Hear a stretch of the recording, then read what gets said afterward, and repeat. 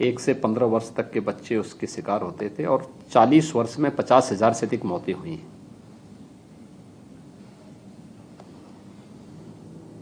Government ने अपने स्तर पर प्रयास किए,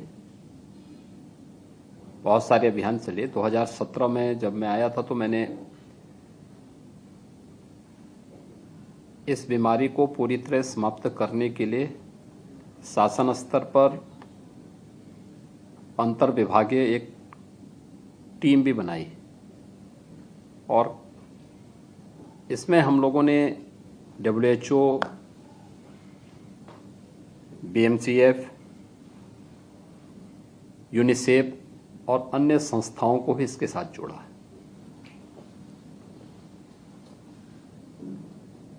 और जो कार्य 40 वर्षों में नहीं हो पाया था वह हमने मात्र 3 वर्ष में इस बीमारी को पूरी तरह समाप्त कर दिया है। आज यूपी में इंसेफ्लाइटिस से कोई मौत नहीं होती है। उत्तर प्रदेश इस देश से बहुत सौभाग्यशाली है कि देश की सबसे फर्टाइल लैंड यूपी के पास है और सबसे अच्छा जल संसाधन भी हमारे पास है।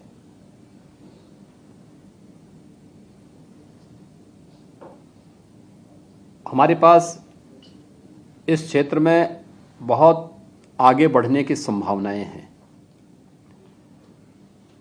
लेकिन एक यहाँ पे उत्तर प्रदेश के अंदर केंद्र और राज्य शासन के स्तर पर किसानों को प्रोत्साहित करने के लिए शासन स्तर पर प्रयास हो रहे हैं। 75 डिस्ट्रिक्ट हमारे पास हैं, लेकिन 89 हमारे पास कृषि विज्ञान केंद्र हैं। 6 एग्रीकल्चर यूनिवर्सिटीज़ भी यहाँ पे काम कर रही हैं। निजी क्षेत्र में भी बहुत सारे लोग इस फील्ड में काम कर रहे हैं। लेकिन मेरा ये मानना है कि जब तक आप अपनी सक्सेस स्टोरी को टेक्नोलॉजी के माध्यम से उन लोगों तक नहीं पहुंचाएंगे, तब तक अपेक्षित परिणाम नहीं आ पाएंगे। और इससे महत्वपूर्ण सुझाव आप लोगों ने यहाँ पे कुछ दिए हैं और कुछ चीज़ें हमारे कृषि विज्ञान केंद्र, कृषि विश्वविद्यालयों के साथ मिलकर के शासन, BMCF, वर्ल्ड बैंक और इस फील्ड के जो अच्छे स्टार्टअप्स हैं, ये सभी मिलकर के जब इस कार्यक्रम को आगे बढ़ाएंगे तो रिजल्ट अवश्य आएगा। मेरा ये मानना है कि उत्तर प्रदेश ने पिछले 5-7 वर्षों में जो सफलता प्राप्त की है कृषि क्षेत्र में, और बहुत संतोषजनक है। लेकिन इसमें अभी भी थोड़ा भी प्रयास हम करेंगे तो 3 से 4 गुना वृद्धि आसानी से हो सकती है, क्योंकि अभी तक हमारे किसान टेक्नोलॉजी से भागते थे।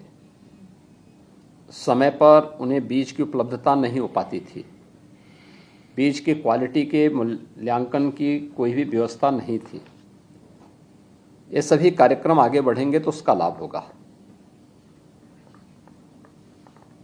लगभग 1 लाख किसानों को हम लोग यहाँ पे सोलर पैनल भी उपलब्ध करवाए हैं अब तक, और बहुत सारे किसान अपने स्तर पर भी इसको लगाने के लिए कार्य किए हैं।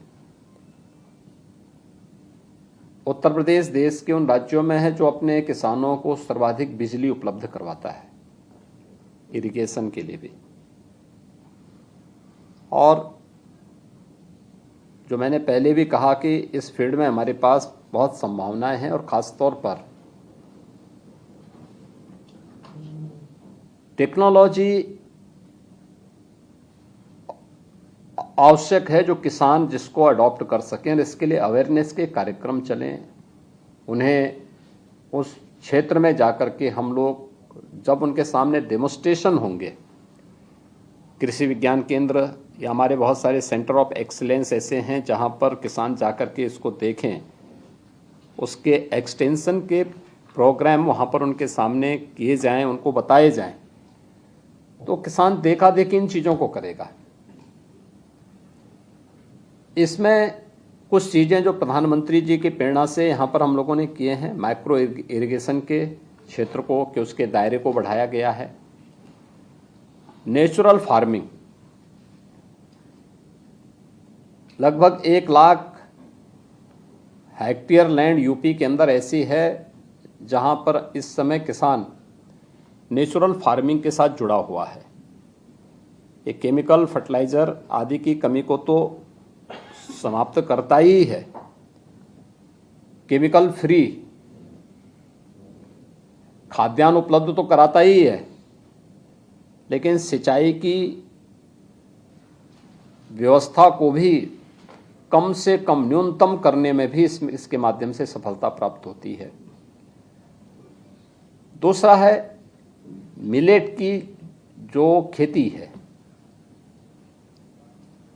कम से कम पानी में अच्छा उत्पादन ये देता है। और आज आपने देखा होगा कि 2023-24 का वर्ष तो मिलेट वर्ष ही घोषित किया गया था, तो स्वाभाविक रूप से इसके दायरे में भी यहाँ वृद्धि हुई है।